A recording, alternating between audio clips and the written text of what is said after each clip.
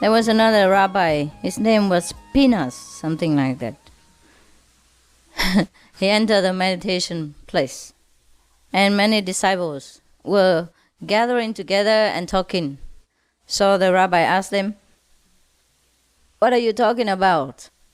So other disciples were telling him, perhaps the ones who prepared to be priests, or to be rabbis in Judaism. So the rabbi asked them what they are discussing. So the male priest said, "Well, we are saying how scared we are that the evil urge will pursue us. Like probably they were afraid about the sex drive. They said, we are worried that the sexual desire is chasing after us." So the rabbi said, "Don't worry. You haven't gotten that high enough for the devil urge to chase you. Right now you are chasing it." I don't know who that be. Okay, there's another one, very cute. A philosopher made an appointment to dispute with a master called Nasruddin, a Sufi master. And after he made an appointment, he came at the appointed time to dispute with that master, and then found out that the master is gone. He's not at home. So he was very, very angry. He was very angry and frustrated. So before he left the house of the Sufi master, he wrote on the gate, on the master's gate, he said, "Stupid donkey." So as soon as the master came back home and saw this, immediately he rushed to the philosopher's house and apologized. He said, "Oh, I had forgotten that I had an appointment with you that day at that hour. I apologize for not having been at home. But of course, I remember immediately, as soon as I saw you sign your name on my gate."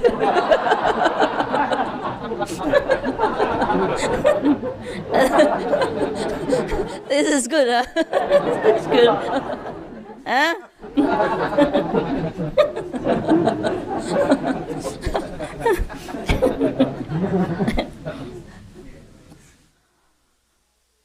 So don't sign your name like that everywhere.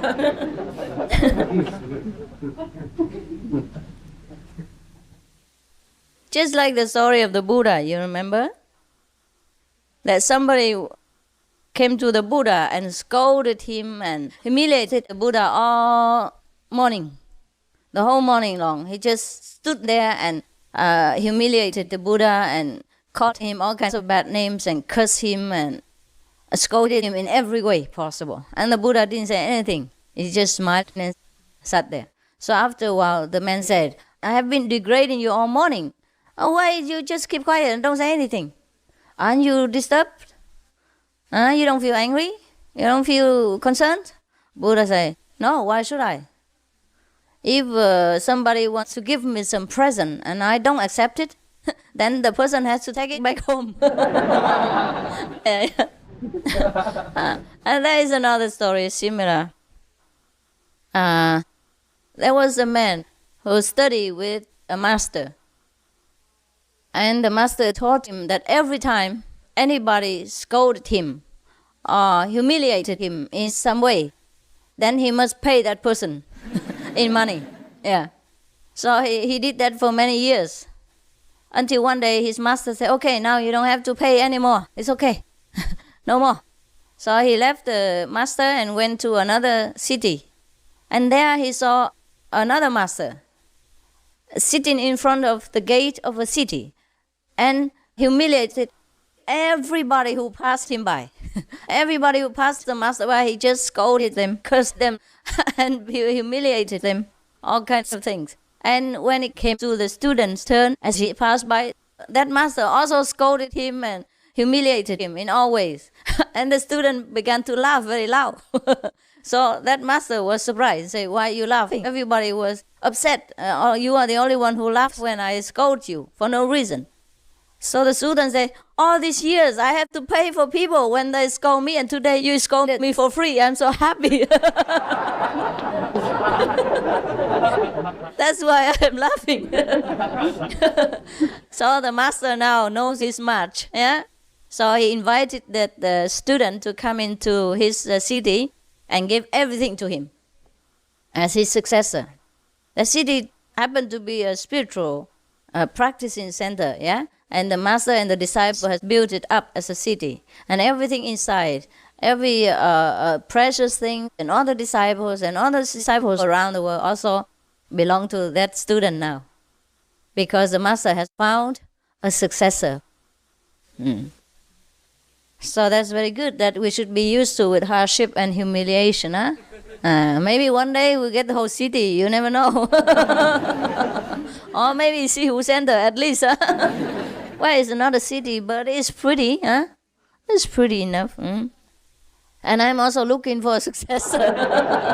I might sit in the front gate and scold everybody.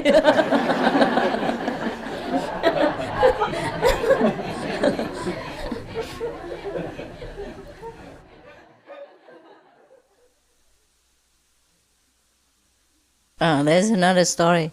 Very nice. There was a monastery, and there was a master there. And then a person came in and asked, because the monastery had no gate, so you don't have to close the door or things like that. Similar to ours here, we only zip up the tent when we want to keep the wind, yeah, and the light out. That's all. Zip it up and zip it down. It has no gate actually. So the person asked, but then how do you keep out the thieves? Yeah. So the master said, well, we have nothing valuable here that people would want to come and steal. All the valuable things have been given away to other people. So the person kept asking again, and how about the bad people? You know, like other people making trouble. How do we deal with them? So the master said, well, we just ignore them. And then the person asked again, but does it help? Huh? Ignoring people, does it help? The master didn't answer. He just closed his nose, closed his ear, closed his eyes, and pretend not to hear anything. And he kept asking again, and the master didn't say anything. He asked once more, the master didn't say anything. So he was very angry and stood up and left. So after that, the master said, hey, come back here. It really helps, doesn't it?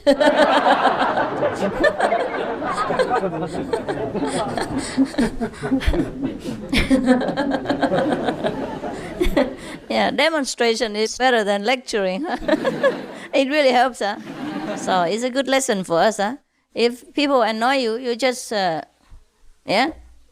ignore them like this. Be deaf, dumb, and then they will soon be fed up with you. Yeah. That's what I do sometimes. But it doesn't help. I must tell you the truth. It doesn't work here. I don't know why. The more I ignore people, the more they come. So now I just have to put up with it. Huh? If you can't beat them, then join them. Huh? All right, let's become Buddha together. Now we continue with our job, boring job. Yesterday when? What? Huh? Number what? Nah. 58, huh? No, 57, huh? Okay, 56. Was when you open your mouth and and listen to the sound of the of your breathing. Remember? Okay. Now, did any of you try that in the tent yesterday? The Buddha must have laughed, huh? When he saw you opening your mouth like an idiot like that. Hi, number 56. 56 already. We already opened the mouth. Now, number 57. When sitting on a bed or on a seat, let yourself become weightless and beyond mind. What does beyond mind mean? Huh? Not thinking anything. But you try, I bet. 1 second only. Okay. Beyond mind, meaning in samadhi, yes, beyond thinking, yeah? Beyond calculating. Because when there is a mind, there is thinking. There is running around, there is calculating, and all kinds of garbage going on. Now, number 58. In a moving vehicle. Well, this is for driving people. Oh, but don't do it. But rhythmically swaying, experience. Experience what? Maybe samadhi, huh? But I would not advise this to the driving people, huh? Or in a still vehicle, letting yourself swing in slowing invisible circles. Did you ever do that? Well, you can try. But I don't think you should do that. The police will run after you because your car will go like this. What the master meant perhaps was not the driver, okay? But the passenger, yeah? Just let yourself be moved, yeah? Swaying around, swinging around with the movement of the vehicle. At that time they had perhaps horses, yeah? Horse carriages. So the movement, it must be very smooth. So maybe try to ease your tension by teaching you to move with the movement so that you don't feel agitated. And it's comforting for you. Then perhaps you have some light and sound experiences, okay?